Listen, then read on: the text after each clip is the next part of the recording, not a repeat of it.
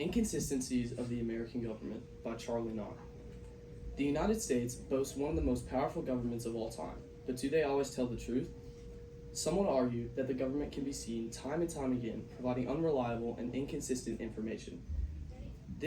Some of these go against the founding principles of this country, that all men are created equal. My connection to stimulus during this presentation will be the Franklin Delano Roosevelt inaugural address and the article Eloise Coble, A Small Measure of Justice.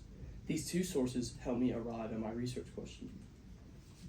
My research question is, to what extent do the inconsistencies of the American government negatively impact citizens' lives?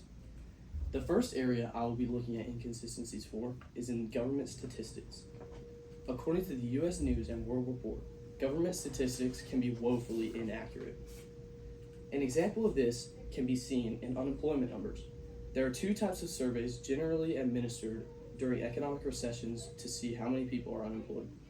A household survey asks citizens to state whether or not they are employed, while an establishment survey asks employers how many jobs are currently filled. This led to inconsistencies because someone with two jobs can be fired by one. This means that the person states that they are employed while the previous employer states that they are unemployed. This led to employers stating that 2.1 million people were without work, when in reality, only 1.1 million people were. A 1 million person difference between the two is a large inconsistency. These inconsistencies such as this can be seen in more areas other than just unemployment and can lead to effects much larger than just inaccurate numbers. The second area in which I will be looking at inconsistency for is lawmaking. The COVID-19 pandemic was an excellent example of just how inconsistent the American government can be. Citizens were hit with dozens of new laws and mandates that they must follow. These laws and mandates varied from state to state and even city to city, making it very confusing.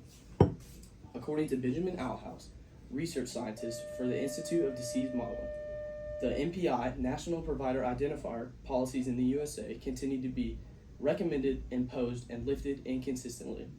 Alhouse and others performed a research study to see if American laws during COVID-19 actually prevented some outbreak. What they found was that no intervention at all was the most effective way to minimize outbreak. This means that laws implemented during this time were just to create confusion. The third area I will be looking at inconsistencies for is in claims that the government makes. In Franklin Delano Roosevelt's inaugural address, he asked for broad executive power to wage a war against the emergency. Here, he asked for trust from the country. This same trust was asked of Native Americans during westward expansion, and this did not work out in their favor. These inconsistencies and claims are highlighted by the numerous accounts of mistreatment towards Native Americans. An example of this is provided by Melinda Janko in her article, Eloise Coble, A Small Measure of Justice. Melinda Janko is an author for American Indian magazine. James Kennerly was a Blackfoot Indian who was severely underpaid for oil that the government was pumping off of his land. According to Kennerly, over $6,000 of oil pumped off my land, and I get $89. Another Native American in a similar situation was 87-year-old Mary Johnson. She turned off one of her oil pumps in protest, and within minutes, the government threatened her with jail time. People like Eloise Coble fought for years, and eventually the government decided on a $3.4 billion settlement, the largest ever awarded.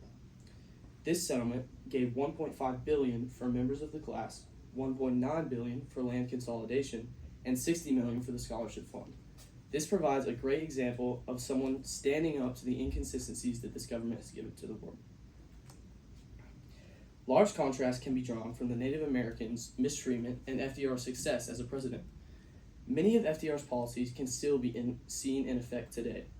FDR's New Deal is described as a critical turning point in American history by William Luchtenberg, a former professor at the University of North Carolina. He has also been described as the father of reform by Alexander Hefner of the Washington Post. His invention of fireside chats, weekly reports on what he's doing as president, are held very highly in the minds of Americans. According to the Washington Post, a letter sent to Roosevelt after the first fireside chat reads, "You are the first president to come into our homes, to make us feel like you are working for us." A U.S. citizen, Sarah Love, after President Roosevelt's inaugural address, stated that any man who can talk like that in times like these is worthy of every ounce of support an American has. This provides a huge contrast between how highly held up FDR's presidency is in the minds of Americans and the mistreatment of Native Americans. Both began with the same trust asked of both parties. Native Americans received mistreatment for centuries, and Americans after FDR received a prospering country. This highlights another broad inconsistency about our government. Wrapping up, the government can be seen time and time again providing inconsistent information on the basis of government statistics, lawmaking, and their claims. So how can Americans help this? Ask government officials to think before they create laws. Think about how these are going to affect all Americans and ask to consider everyone. Everyone can contribute to restoring America.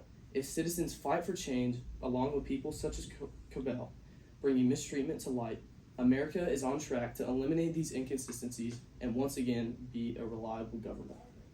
That concludes my presentation, and these are the citations I used.